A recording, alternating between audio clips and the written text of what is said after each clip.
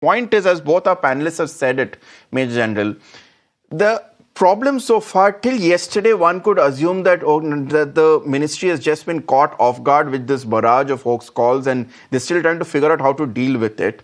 But now that we have heard from the aviation minister twice, once on Twitter, once from the soundbite which he gave, the problem seems to be in the response, or at least the lack of application so far. As Mr. Lazar pointed out, why hasn't the Home Ministry been involved? Why is this being seen as isolated acts of local crime by young pranksters or juveniles? Why is this not being seen as a security threat? Because it doesn't matter who's the person instigating the threat. It matters to the scale and possible impact of it. And the impact is that every day, hundreds of passengers, hundreds of people, Indian citizens, many foreign citizens, their lives are being impacted and their lives are being put at risk. Why is the Home Ministry not being roped in? Why is a central investigating agency like the CBI or the NIA not being brought in? And why is the IT Ministry also not being roped in?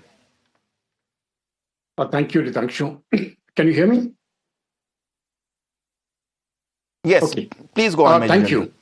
Yeah, thank you. Now, both the earlier panelists, Mr. Lazar and Mr. Dawana, I agree with them totally.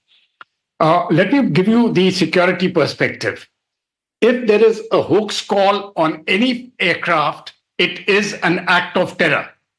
I think there should be we don't need a new law.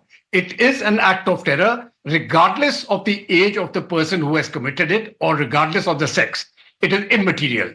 Now, that should be made very clear, and I personally feel, leave aside the aviation ministry and the comments made by the honourable minister.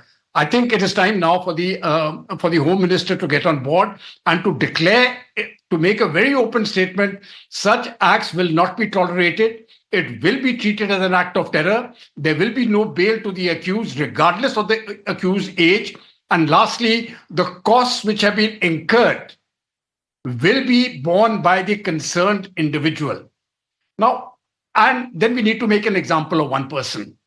You see, unless you have deterrence, it is not going to work. This cannot be a hoax. I'll make it very clear. It cannot be a hoax. One call I can understand can be a hoax. Two calls can never be a hoax, especially coming so soon after the spat which has taken place between Canada and India, and people are trying to take advantage of that. So this must be treated with great seriousness. Otherwise, I feel that the aviation industry will go down.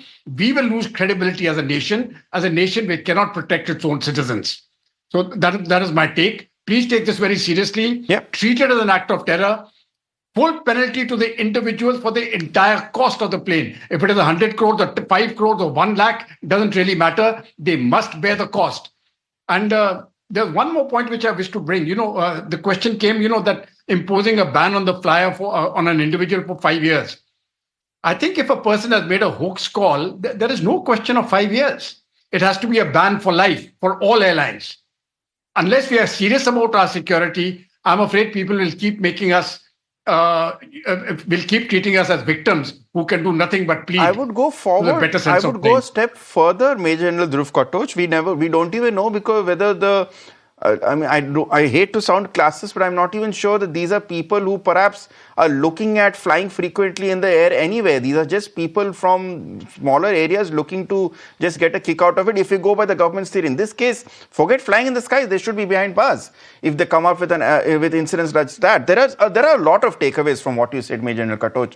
But I'll come to that shortly. I also want to bring in Rahul Bajaj, CEO of Digital Darwin, with me.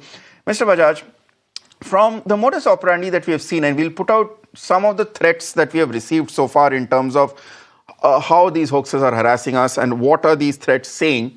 What is your understanding here? Is this the act of a sophisticated network of people who know what they're doing and they're deliberately creating a pattern? Or is this just isolated cases of individual pranksters who are now getting into a copycat mode to try and just amplify the situation entirely out of just mob chaos and mob anarchy? Thank you so much, Ritangshu, for having me on the show. And just to answer your question, I'd take reference to what Major General Katoch said, that it cannot be an isolated or a group of isolated incidents when they are happening en masse and the way they are happening now. Now, there is definitely a kind of a pattern in that particular in these particular calls, and this is where again agree with Mr. Damania that this is where DIT and the MeitY, Ministry of IT and Telecom, should be brought in. There are specific cyber laws which are already available. Again, don't need to get into any new other laws, but the way these particular laws are enacted is something which needs to be looked at. Of course, we know that, and Major General Katoch would be able to vie for that. That in warfare now, cyber warfare is a big area, Exactly. which is coming up, which the countries, which even multiple countries are taking or are using. This is nothing less than a kind of cyber warfare on the country, where multiple calls are routed through different VPNs, which mask the IP addresses of the individuals, so that the tracking becomes difficult. Now, the government has to get their act together so that they can crack on these particular VPNs, get their logs in place, and use the skills that are available using artificial intelligence, the Gen AI tools that are available, which of course our intelligence agencies do have, to find out a pattern out of those particular logs, and see that how and what these they are using. And if you see even the tweets, the language that has been used, a number of words, if you see those patterns, there are repeating patterns in them. There are Yeah. repeating words in those particular ones. And hence, this very clearly shows that these are not isolated incidents. There is definitely a bigger sinister plan behind that, which is, of course, which could be more economic than anything else, to bleed out the airlines. So what Major General Katoch and Rahul Bajaj saying that this is indicative of a larger plan and not isolated incidents. Before I put that across to my other guest, Rahul Bajaj, one dimension which has not been discussed so far is the field of play, which in this case is X. From my layman understanding, ever since Mr. Elon Musk took over, the platform has become a cesspool of unidentified anonymous trolls who continuously try and hide behind faceless pages, which makes it very difficult to track them.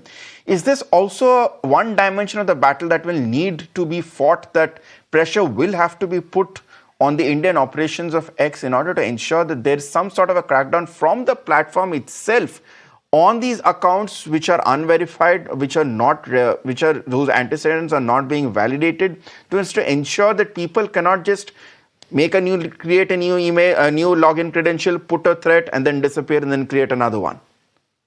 No, absolutely. In the incident where the minor has been arrested, where the minor impersonated the identity of a friend, what kind of validations did X do before creating that particular account? How they were validating the identity, the real identity of that particular person? If the phone numbers have been given, because a new account that is created requires a phone number and an email, are they checking that has that particular email been created recently, or it has been in use for some time? And is there a double or a triple check, which includes an OTP, etc., to be provided on the numbers and on the emails that are created? Have those validations been done? Twitter was, of course, brought into the new the IT laws that were brought in, and hence they were asked to have an office in India and have their representative in India, and hence their accountability to the Indian laws is well established, and they can absolutely be asked to crack the whip on any of these kind of new accounts that get created specifically for this kind of an activity.